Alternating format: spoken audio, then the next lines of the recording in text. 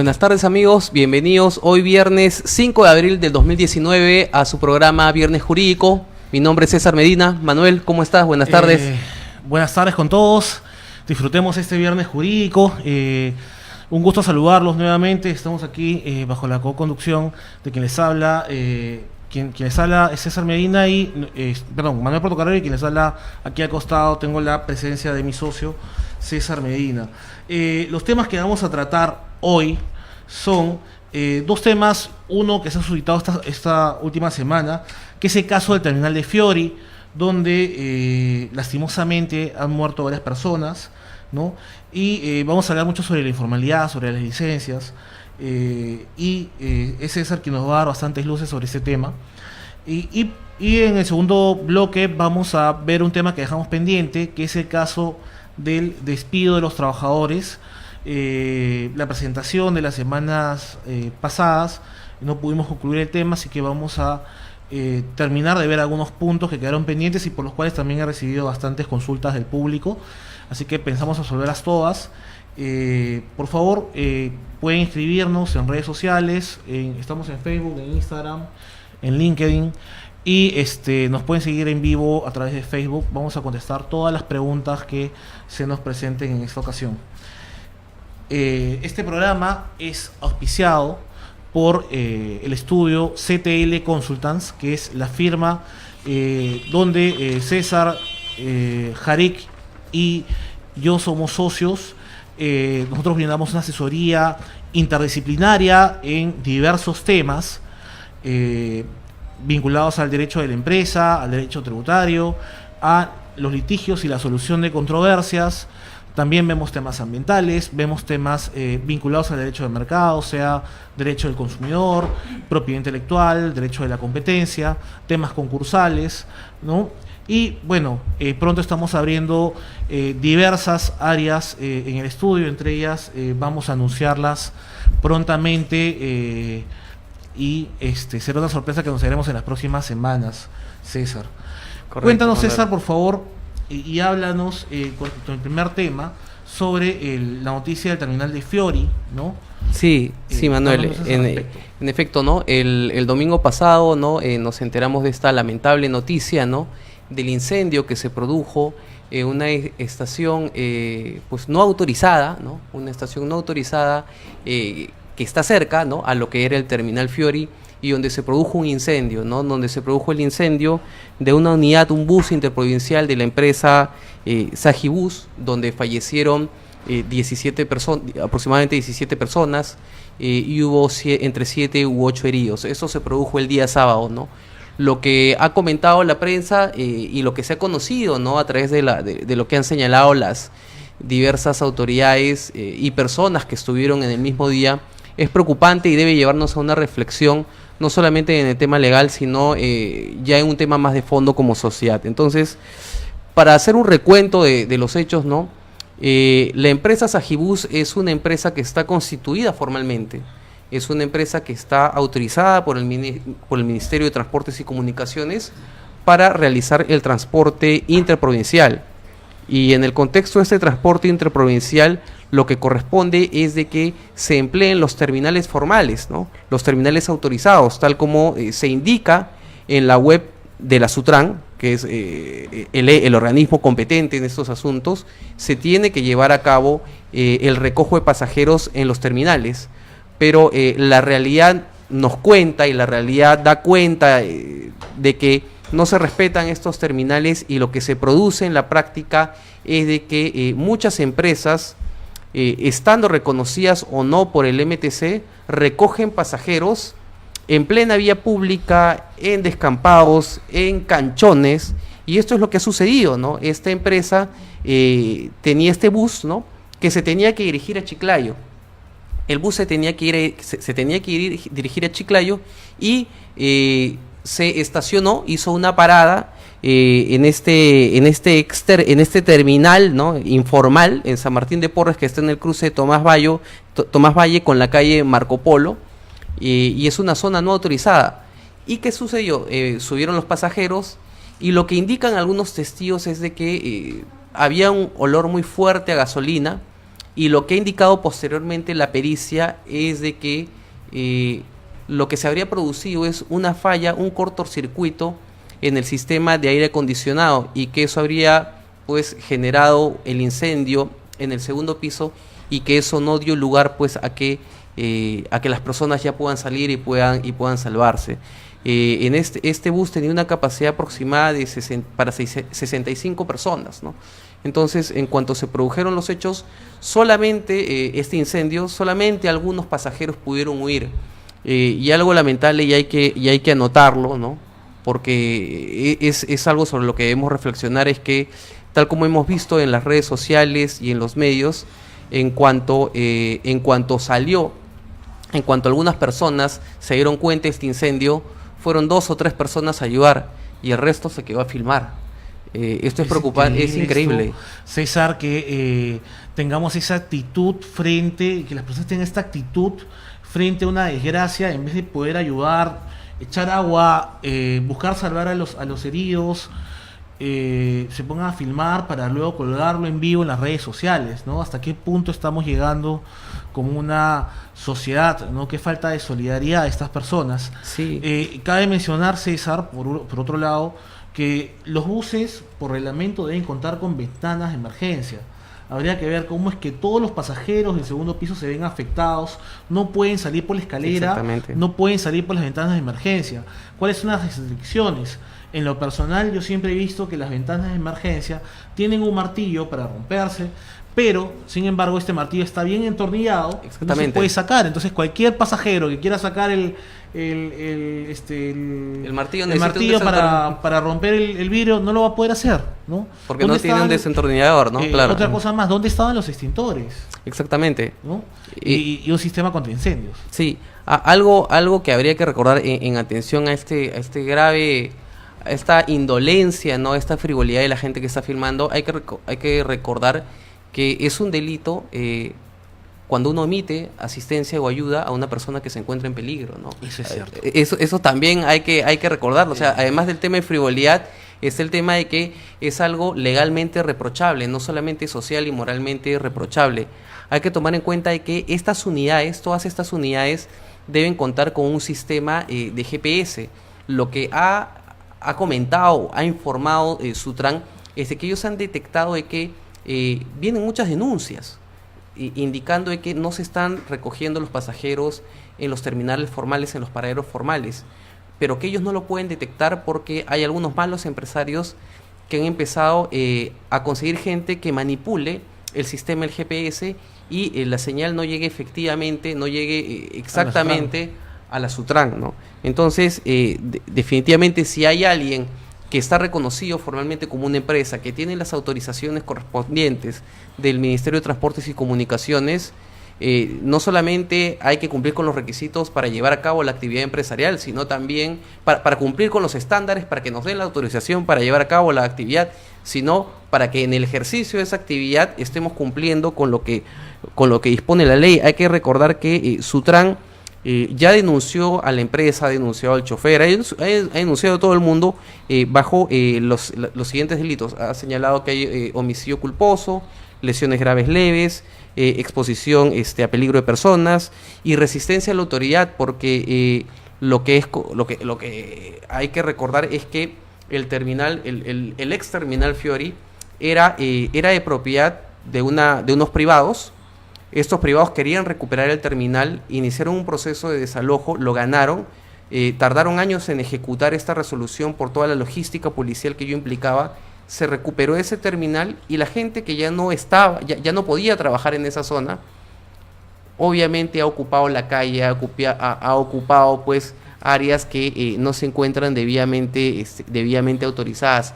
Y lo que vemos es que el Estado no solamente tiene que ejecutar las resoluciones judiciales y realizar y llevar a cabo acciones de fiscalización, sino que esto se tiene que mantener, esto tiene que ejercerse de manera continua, en forma constante, porque de lo contrario solucionamos una situación un día y limpiamos una zona, pero luego al día siguiente, 3 o 4 calles más abajo, la situación se ha trasladado y lo único que hemos hecho es mover el problema de un lugar a otro, y el problema sigue existiendo, y las infracciones se siguen cometiendo, ¿no?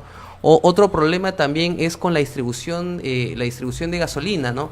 Ya se ha conocido de que los incendios en los buses interprovinciales no son cosas inusuales, sino que en la mayoría de casos se tiene controlado. Y eso también, ¿a qué se debería? A que la compra de la gasolina se realiza de manera informal, porque se compra a través de gasolina que es entregada en bidones. ¿Y por qué se compra en bidones? Porque cuesta menos, ¿no? Entonces, lo que debe tomar en cuenta la gente es a qué riesgos se están sometiendo cuando ellos, a sabiendas de que se encuentran en una estación informal, pagan un ticket y acceden a ese servicio, ¿no? Indecopi ha tomado algunas medidas, y lo que ya ha hecho el área de protección al consumidor es iniciar un procedimiento sancionador oficio, por falta al deber de idoneidad. Así es. Y también se dicta una medida cautelar suspendiendo las actividades de la empresa, ¿no? Entonces, la empresa tiene derecho a hacer su descargo. Bueno, ¿qué podrá decir en esos descargos? La verdad que yo no lo dudo qué cosa podrá alegar. Otra cosa que hay que recordar es que hay que esperar a que culmine la investigación, pero también lo cierto es que esta unidad había pasado revisión técnica. Bueno, ¿en qué margen habrá pasado esta revisión técnica? ¿Cuál habrá sido la calidad de quienes llevaron a cabo estas revisiones técnicas? Y recuerda que la revisión técnica en los vehículos de transporte público se da cada 6 meses. Pero bueno, ya hemos visto reportajes anteriormente donde se ve pues que muchos vehículos que no deberían pasar revisión técnica la pasan por agua tibia, y el Ministerio de Transportes al parecer no ha tomado las medidas necesarias porque estas plantas de revisiones técnicas siguen funcionando. No tenemos una gran oferta en cuanto a plantas de revisión técnica, a pesar de que el servicio es relativamente costoso para la cantidad del parque automotor que tenemos, ¿no? Además, tenemos que tener en cuenta, César, que como tú mismo lo mencionas, los mismos proveedores deben ser quienes estén en mejores condiciones de saber y de prevenir lo que pueda pasar con su flota. Los buses no son vehículos pues que valgan poco, César, ¿no? Cada bus cuesta más de $100,000, y es una inversión fuerte para una empresa. Sin embargo, parece que la informalidad puede más, parece que el ahorro de pequeños costos que al final terminan siendo perjudiciales puede más que la seguridad y el buen mantenimiento de una flota, ¿no? Sí, hay que recordar, ¿no? Porque justo esta situación ha traído a colación algo grave. Hay un proyecto de ley que se está debatiendo en el Congreso, y que lo que quiere conseguir este proyecto es que se permita que autos y combis puedan brindar servicio de transporte interprovincial.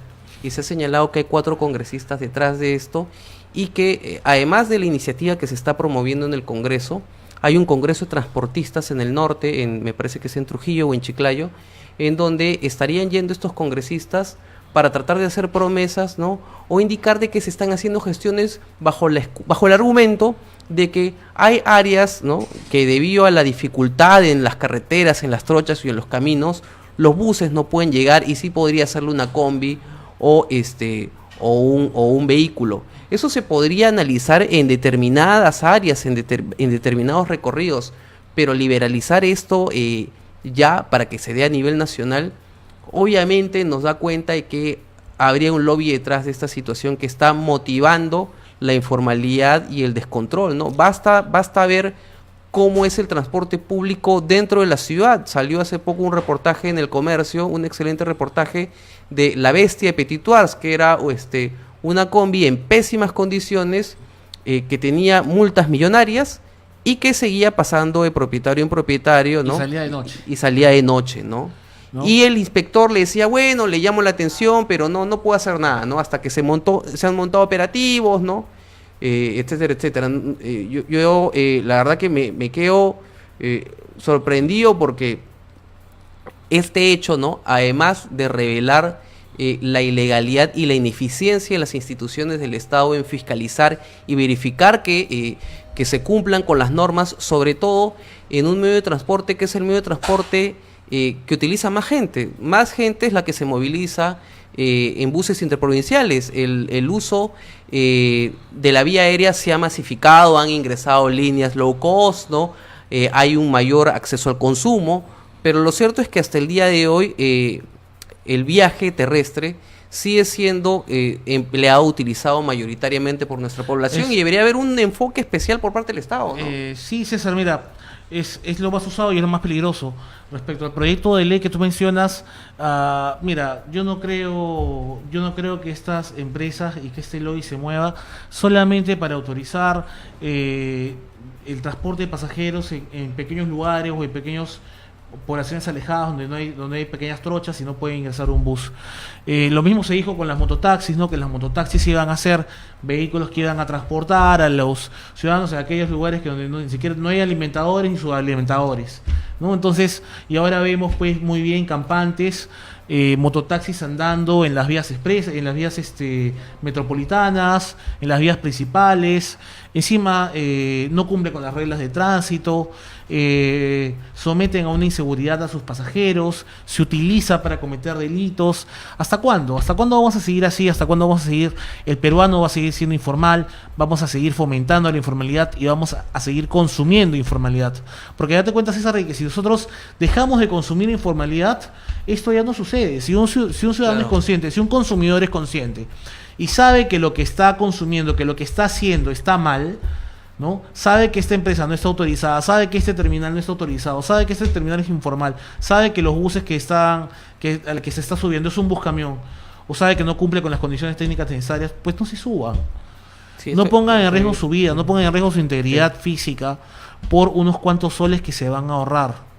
Sí, estoy totalmente de acuerdo contigo y para cerrar el tema, ¿no? O sea, si no hay demanda, no hay oferta, ¿no? Entonces lo que habría que recomendarle a la gente es que más vale llegar tarde a un sitio o incurrir en un mayor costo que exponer de una manera tan potencialmente alta la vida, ¿no? No hay, esta empresa probablemente sea sancionada de manera drástica, el chofer probablemente sea sancionado, ¿no?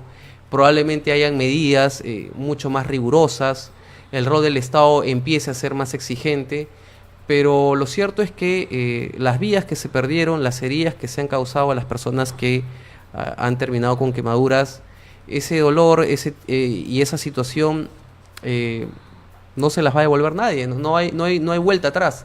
Entonces, no solamente tiene que haber un cumplimiento cabal de las normas por parte de las instituciones y de las empresas, sino también por parte de los ciudadanos en darse cuenta y hacerse cargo en el hecho de que no podemos colaborar con quienes actúan de manera ilegal o informal, o quienes en el papel aparecen como informales, pero en la práctica vemos que hacen lo que quieren y piensan que eso siempre va a ser así. Pero corresponde al consumidor, corresponde a nosotros, ¿no? A todos como sociedad, dar el mensaje de que este tipo de cosas no pueden repetirse y que hay que activar todos los mecanismos como sociedad para evitarlo, ¿no? Creo que bueno, por nuestra parte sería con esta reflexión todo lo que tendríamos que decir sobre el tema, ¿no? Queríamos comentar un poco sobre este asunto. Se ha hablado mucho en la semana, pero es importante tratarlo y es importante trasladar esto hacia ustedes, tanto desde un punto de vista legal como un punto de vista de conciencia que debemos tener como ciudadanos. En el próximo bloque vamos a continuar con un tema sobre el cual ya habíamos estado hablando con Manuel, sobre el despido de los trabajadores de las empresas. Nos han estado consultando bastante. Hay varios asuntos sobre los que queremos conversar, seguir conversando sobre las causales de despido, sobre el procedimiento de despido, entre otros datos. Esperamos sus preguntas, así que vamos a la pausa y ya regresamos con este tema.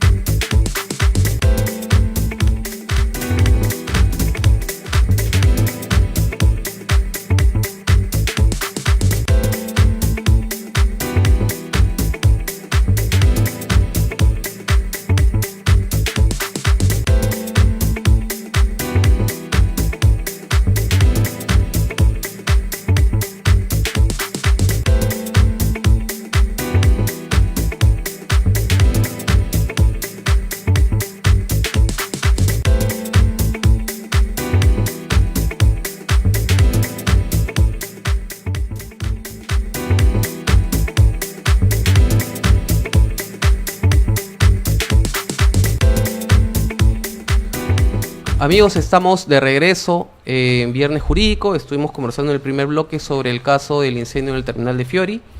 Y en este bloque vamos a continuar conversando sobre un tema que tratamos la semana pasada con Manuel, que fue el caso de los despidos de los trabajadores en las empresas.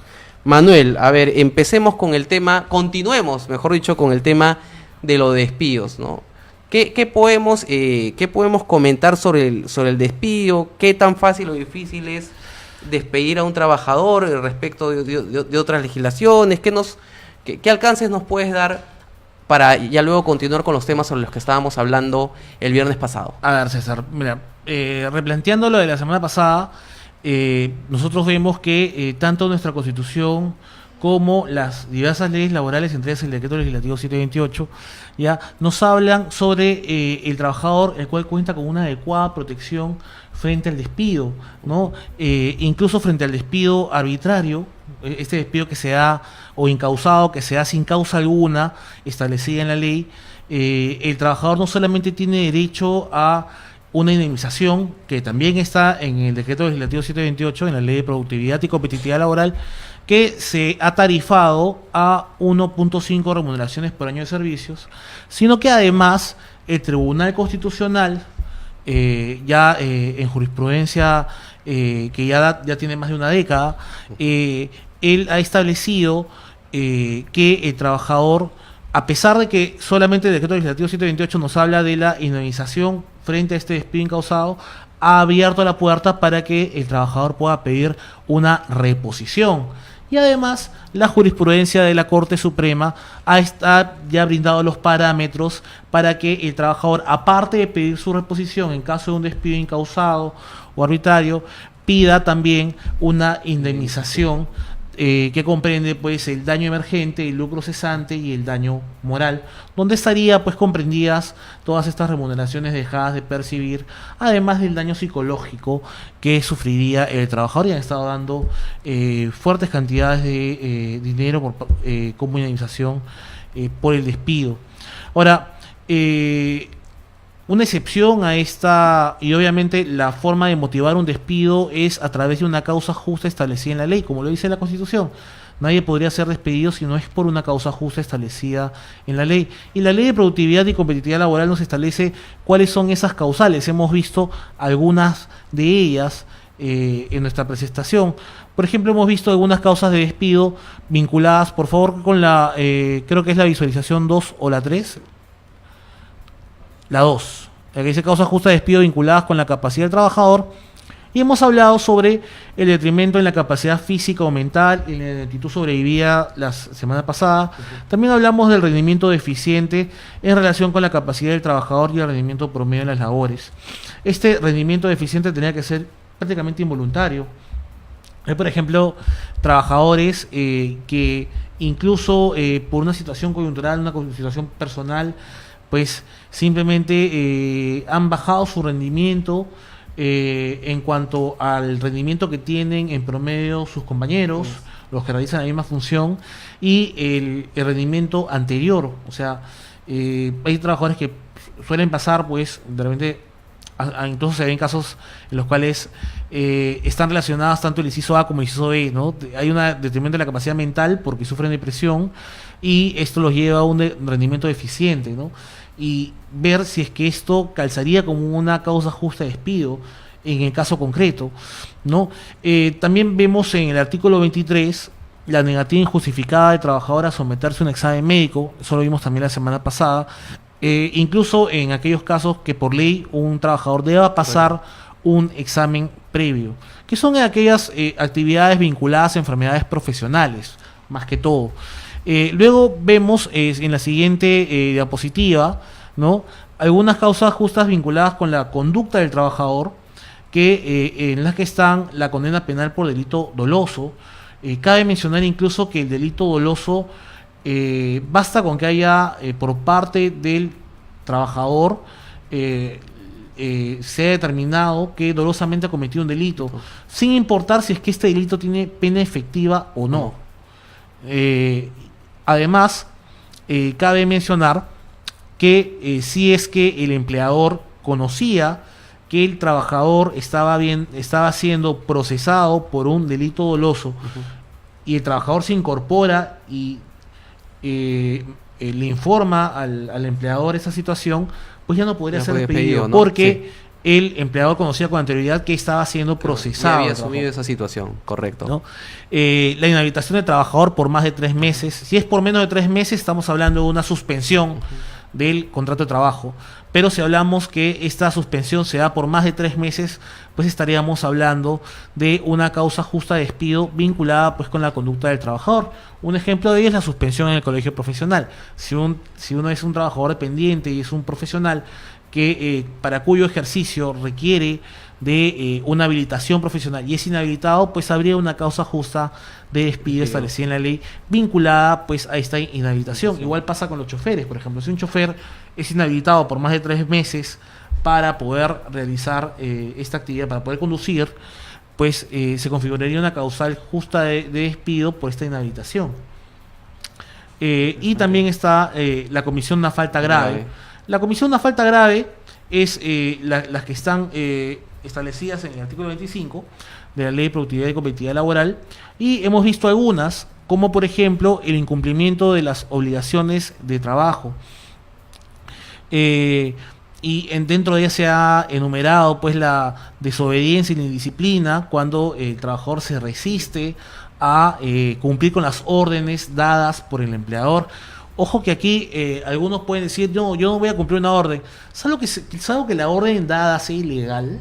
Exactamente, ¿no? O sea, uno podría obviamente resistirse, pero si la orden tiene que ver con las funciones dadas al empleador, o incluso dentro de las necesidades del empleador y dentro de su facultad directriz, el empleador te puede decir, por favor, haz tal cosa, y te ordena. Es parte de la facultad directriz y es un elemento que lo que nos hace es establecerse que efectivamente hay una relación laboral. Acuérdate de la subordinación.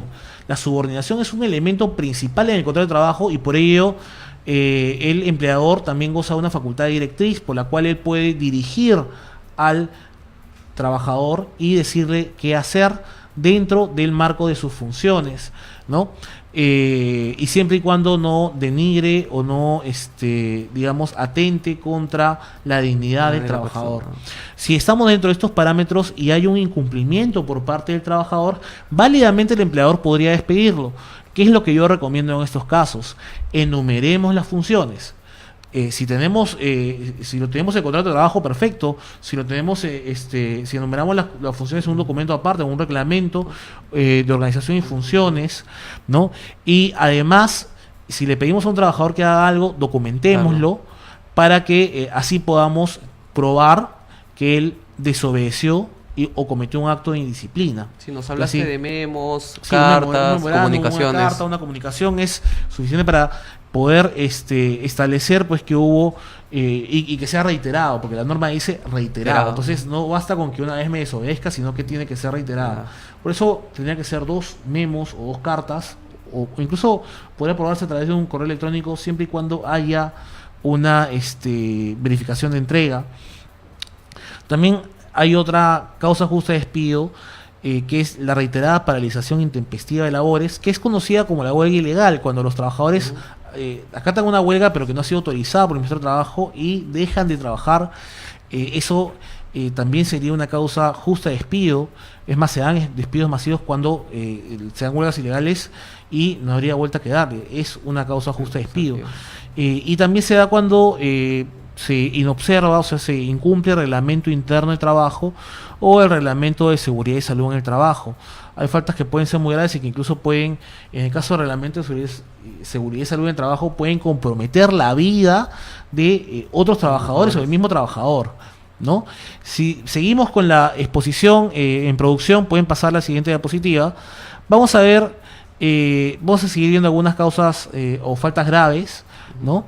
Y aquí tenemos una que se diferencia de las que hemos visto vinculadas a la capacidad, cuando se ve una disminución deliberada y reiterada en el rendimiento de las labores. Entonces acá se abre una disminución en el rendimiento de las labores que es voluntaria, o sea, por voluntad del trabajador ya disminuyes tu rendimiento en tu producción. Y ahora, y esta deliberada disminución tiene que ser verificada fehacientemente con el auxilio del Ministerio de Trabajo, de los sectores correspondientes, de la Policía Nacional, de ser necesario, para que se pueda verificar esta disminución. En la siguiente vamos a ver una de las causales que es muy recurrente, me da mucha pena decirlo, pero es muy recurrente: los trabajadores que se apropian de bienes o servicios del trabajador, del empleador. Y muchos empleadores vienen y me dicen, oye, no sé cómo sacarlo. En realidad, sí se ha cometido una falta grave y esta falta amerita despido.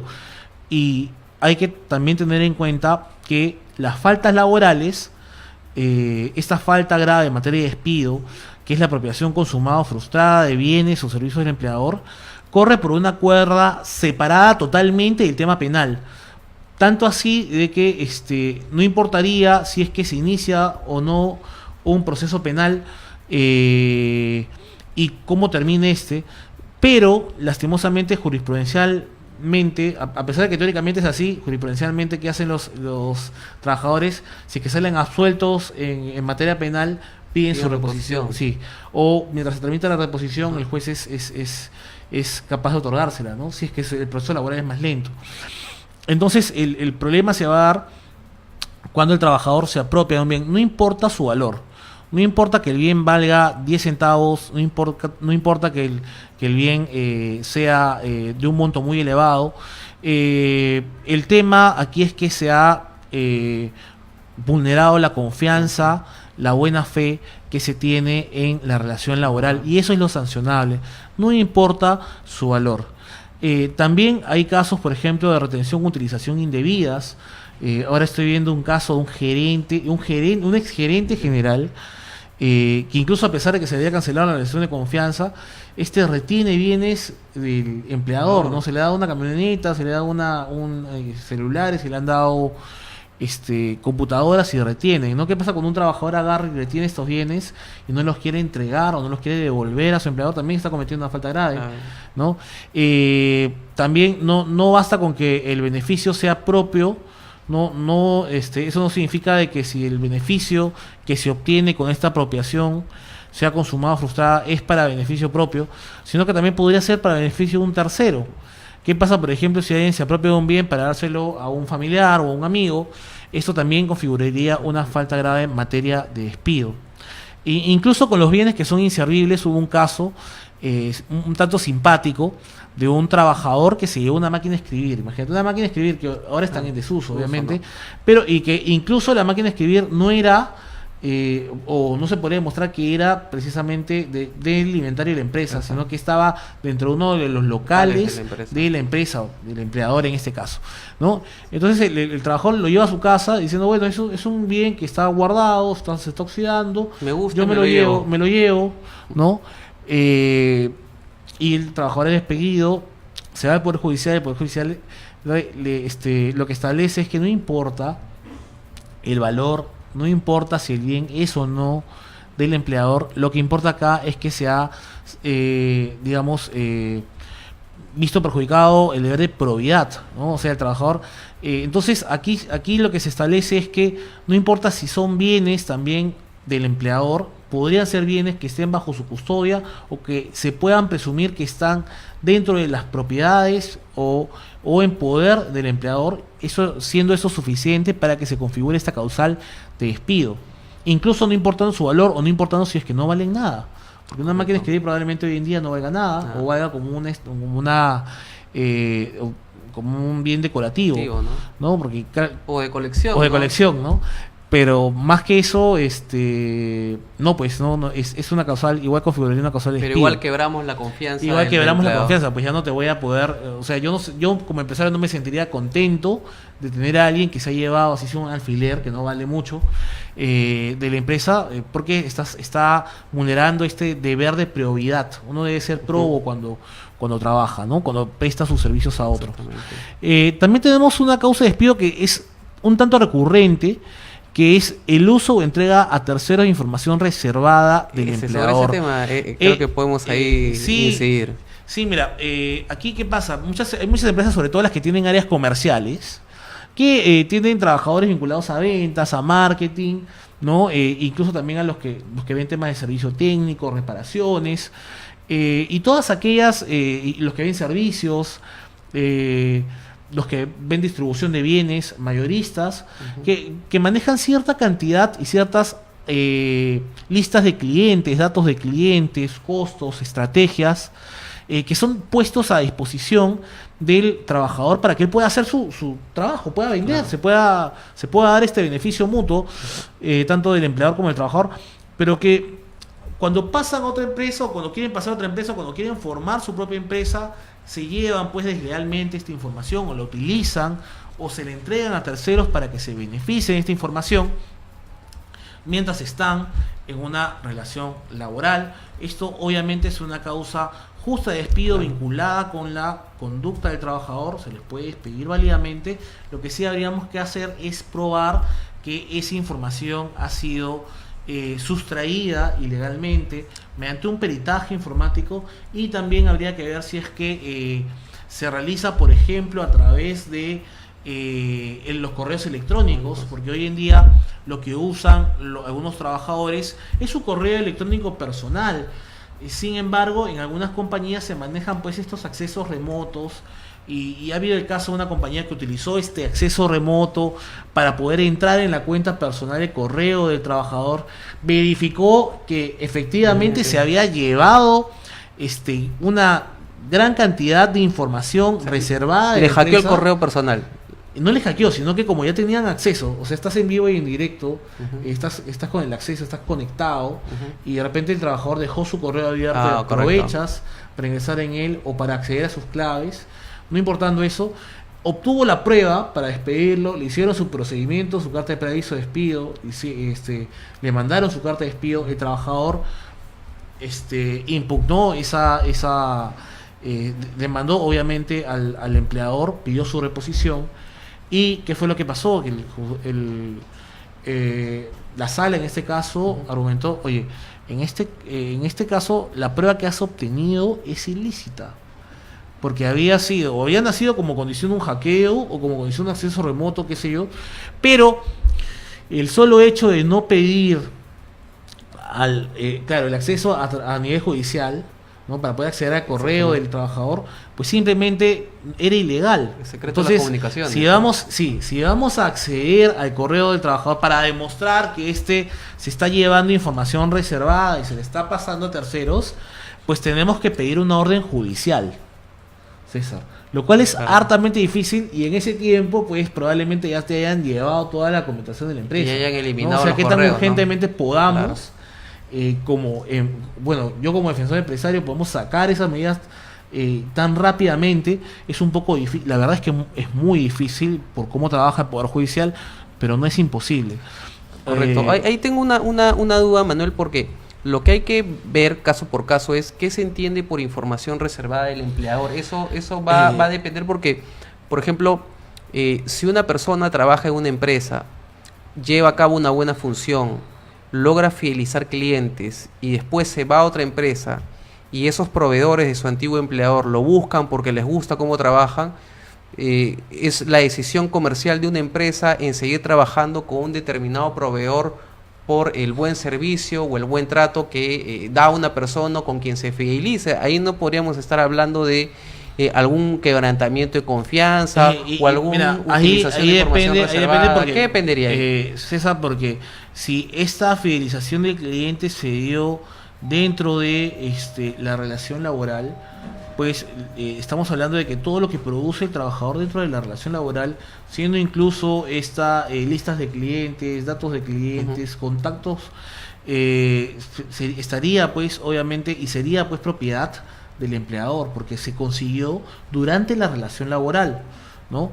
Esto sí sería lamentable, obviamente, para un empleador. Hay trabajadores que consiguen clientes y quieren migrar a otro empleador llevándose los clientes, siendo áreas comerciales. O sea, ¿quién te está fidelizando? ¿El servicio que tú brindas o el que te vende el producto? Porque no es lo mismo, pues. Estamos hablando de un producto o un servicio, y el producto o servicio es el mismo. O de repente el cliente lo está llevando porque es tu amigo. No sé. pueden haber diferentes circunstancias, pero el objetivo, César, es que incluso yo siempre lo recomiendo poner esto en los contratos de trabajo, poner tanto cláusulas de no competencia como cláusulas donde se establezca la información reservada y qué es información reservada y qué no, y prohibir que se comparta, incluso también hablando de propiedad intelectual, que la información que genere el trabajador durante su relación laboral sea considerada propiedad intelectual del empleador, porque ¿quién te está pagando para que tú generes esa información? ¿Quién te está pagando para que tú generes esos datos? Es tu empleador, y durante tu relación laboral se está dando esto, ¿no? Salvo que haya una negociación distinta.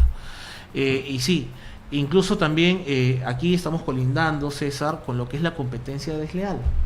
¿Y qué es la competencia desleal? La competencia desleal es cuando tú, como persona o a través de terceros, realizas la misma actividad que tu empleador durante tu relación laboral y utilizas pues esta información o te diriges para captar clientes, o incluso te diriges hacia los mismos clientes reales o potenciales de tu empleador. Entonces, si bien la falta podría calzar en una causal, pero también en la otra, que es la competencia desleal, de la que tú me has hablado hace un momento, precisamente calza más, ¿no? Estamos en una línea gris entre la entrega de información reservada, ¿no?, y la competencia desleal. Muy poco se utiliza esta causal, pero debería ser más utilizada. Yo he visto casos, por ejemplo, en la que se brinda servicio técnico, por ejemplo, digamos que máquinas o computadoras, o digamos aire acondicionado, etcétera, servicios industriales, donde el trabajador pues trabaja de 8 a 5 de la tarde en la empresa, brinda los servicios a los clientes, y a los mismos clientes después le está ofreciendo el mismo servicio, pero ya haciéndolo a partir de las 5 de la tarde o los fines de semana, facturándole obviamente menos que el empleador. Incluso utilizan los bienes del empleado con las herramientas y todo. Los técnicos del cable, por ejemplo. Exacto, los técnicos del cable, ¿no? La típica del técnico del cable. O me ha pasado que, por ejemplo, una de estas empresas que venden artículos de ferretería, donde te venden el mueble de melamine, pues te dicen: oye, mira, en la empresa te va a cobrar 60 soles por armarte el mueble de melamine, pero, señor, si usted me da su teléfono y me comunico con usted, le cobro 30 soles. Vienen a tu casa. Eso es una competencia desleal. Y eso es obviamente una causa justa, obviamente que yo me niego a contratarlos por eso, pero sí, es algo desleal, es algo que no es una conducta impropia, y lesiona obviamente la buena fe. Por esta causal es válido un despido. También cabe la posibilidad de que el empleador pueda acudir a Indecopi por la competencia desleal. Claro, contra la empresa que está actuando deslealmente, ¿no?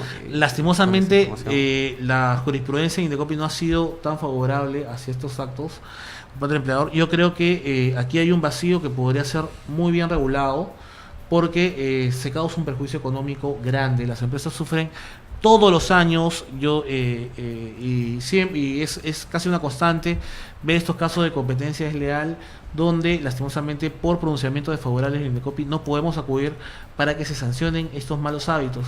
Entonces, cuando no se sancionan estos malos hábitos de algunos malos trabajadores, pues ¿qué pasa? Al final estamos generando daño, ¿no? Y estamos permitiendo pues que una conducta que puede ser incluso dolosa, que es una mala práctica, que es desleal, que atenta contra las reglas de la buena fe, se fomente, ¿no? Interesante la relación entre el derecho laboral y el derecho a la competencia, porque es algo que no se ha estado explorando, pero es un nicho no solamente de servicios legales, pero sino también para la defensa de los empresarios sobre su actividad comercial respecto, no solamente con malos trabajadores, sino también con competidores desleales que a propósito se llevan a los trabajadores, les ofrecen mejores condiciones, pero ¿qué le piden a cambio? Trae mi información confidencial, ¿no? Sí, pues esto es obviamente un acto de competencia que debe ser sancionado muy severamente por la entidad correspondiente. Incluso luego puedes recabarle a la indemnización por daños y perjuicios correspondientes.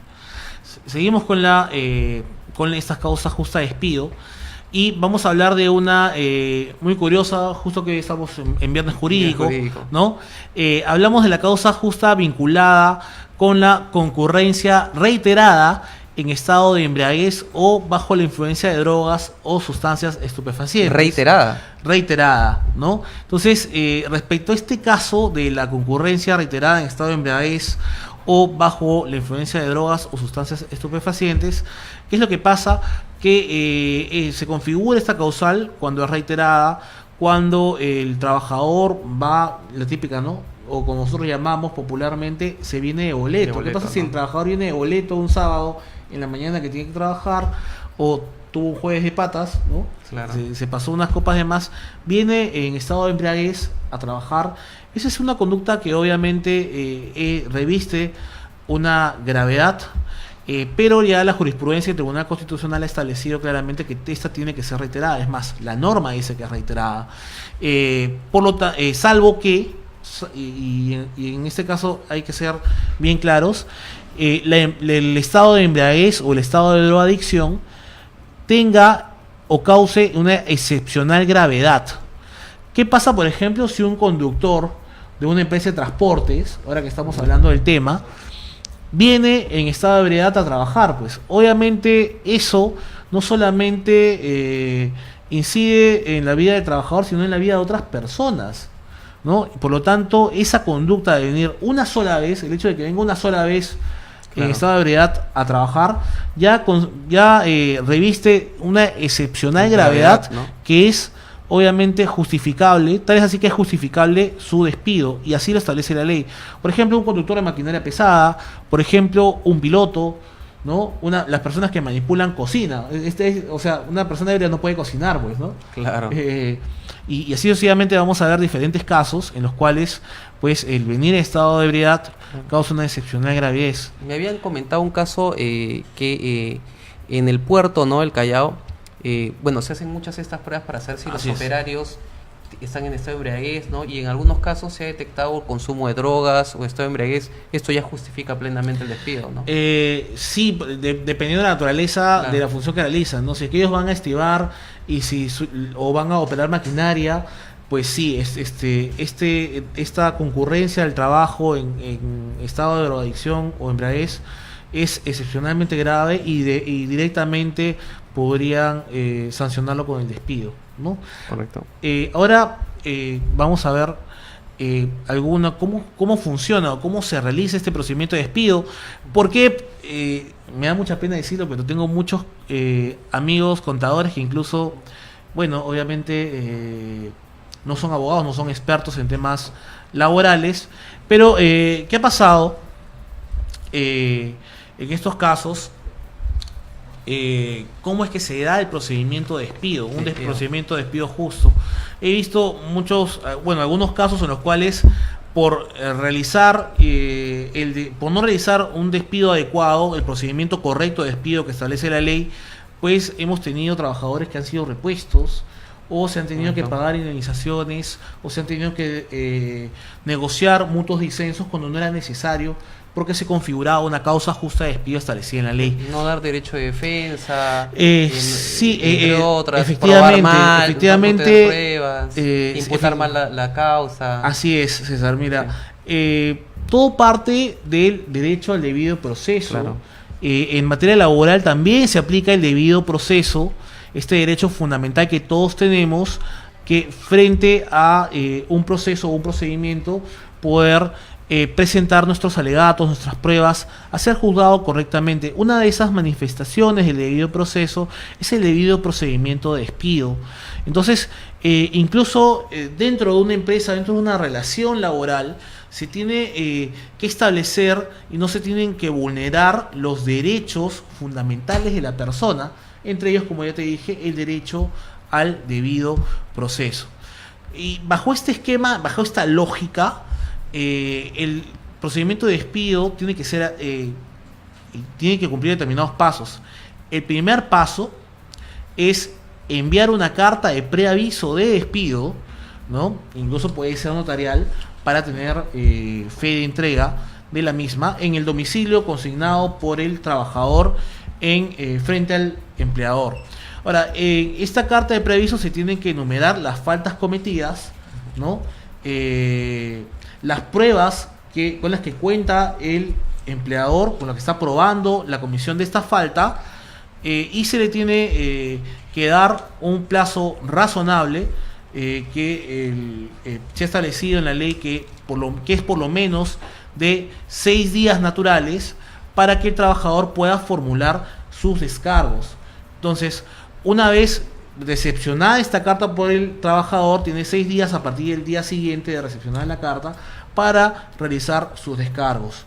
Una vez que pasen estos 6 días y con los descargos o sin ellos, el empleador tendrá que evaluar objetiva y razonablemente la comisión de la falta cometida, la causal en la cual se encuadra, la causal de despido en la cual se encuadra la falta cometida, y tomar una decisión bajo los criterios de razonabilidad y proporcionalidad. ¿Qué es razonabilidad? Actuar conforme a la razón.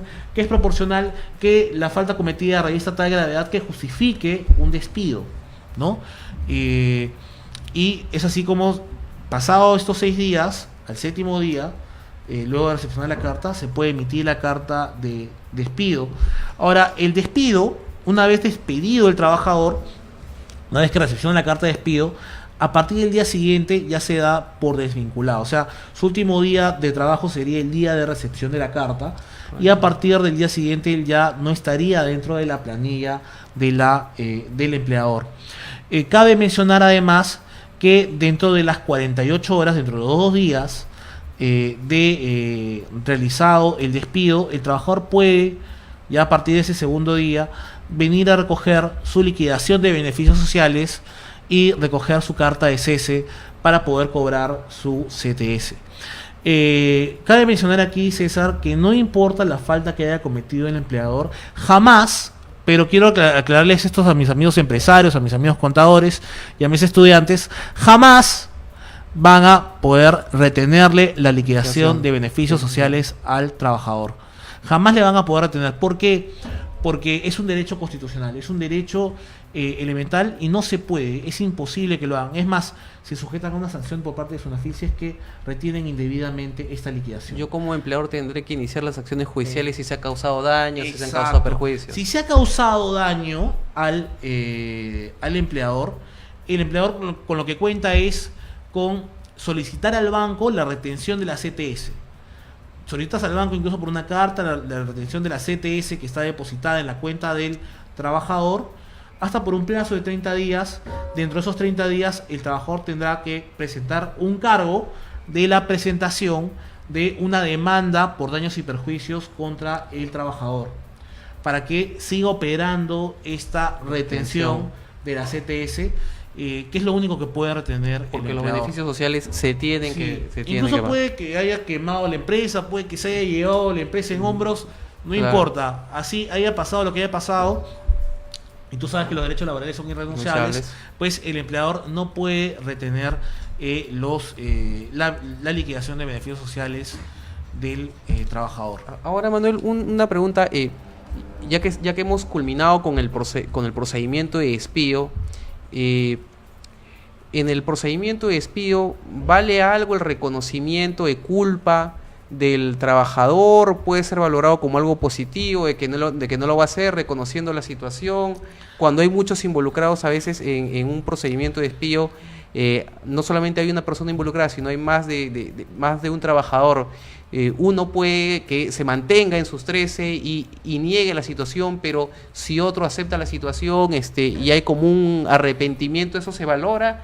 ¿Cuál es la facultad discrecional del empleador para definir o decir al respecto? La facultad discrecional del empleador es muy amplia.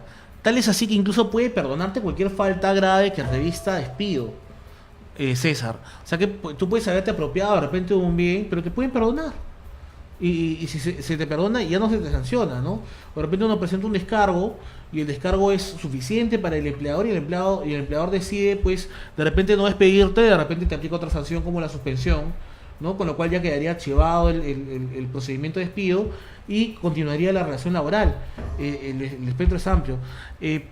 Ahora, lo que tú me mencionas es que se dan casos en los cuales hay varios involucrados en una falta grave, y de repente uno de los empleados, uno de los trabajadores agarra y dice, bueno, sí, efectivamente cometimos una falta y los involucrados son fulano, sultano y mengano, ¿no? probablemente bajo ese parámetro y aplicando los criterios de racionalidad y proporcionalidad, el empleador lo que podría hacer está recabando una prueba que es un testimonio. ¿Qué le recomiendo yo en estos casos a los empleadores?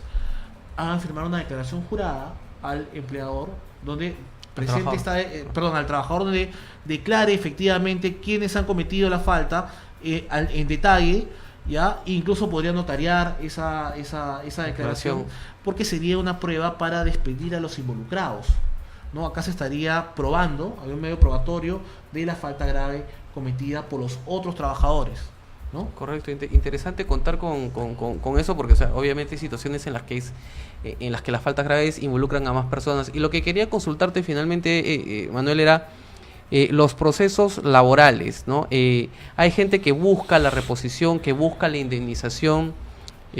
Están durando mucho los procesos laborales, las audiencias les están pasando con mucho... Mira, César, ahora las audiencias son orales. Sí.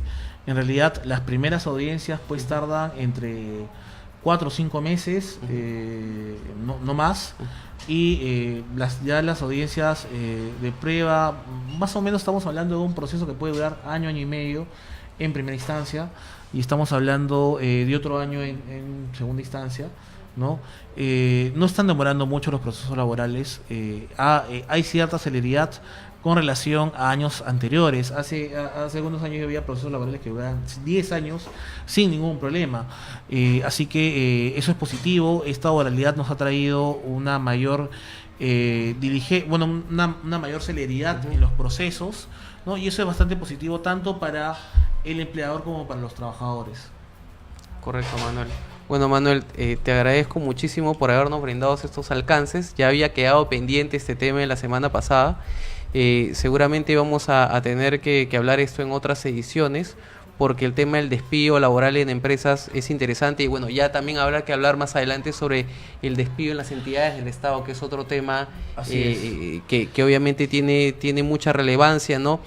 Y que genera, y que también está generando una gran carga de casos. El otro día que fui al Poder Judicial vi que hacían llamados a varias audiencias laborales de personas contra municipalidades, ¿no? Y que precisamente tienen que ver con la coyuntura, como en enero han entrado nuevas gestiones, ha entrado una nueva gestión, retira una serie de trabajadores, y habría que ver cuán legal es eso, ¿no? Hay precedentes muy interesantes, hay un presidente del Tribunal Constitucional al respecto. César, quisiera, ya acordando a nuestro público, mandarle un gran saludo, un gran abrazo al señor Gerardo Plasencia. Saludos, Gerardo. Por seguirnos, gracias por su preferencia. Cualquier consulta que tengan al respecto, por favor, no duden en contactarnos a través de las redes sociales. Siempre estaremos dispuestos a servirlos. Si tienen algún problema vinculado con despidos, si ustedes son empleadores y quieren de repente que les realicemos un servicio de compliance laboral, estamos a su disposición a los mejores precios del mercado, en realidad, y bajo un alto estándar de calidad, un servicio de calidad a un bajo costo. Es nuestro compromiso para con el pequeño, para con el mediano y para con el gran empresario. Sí, amigos, nos pueden encontrar como CTL Consultants en Facebook, en LinkedIn, en Instagram, en Twitter y en nuestro canal de YouTube, donde tenemos colgados todos los programas. Les agradecemos mucho por su atención y será hasta la próxima semana. Muchas gracias y que estén bien. Que tengan un buen viernes jurídico. Hasta luego.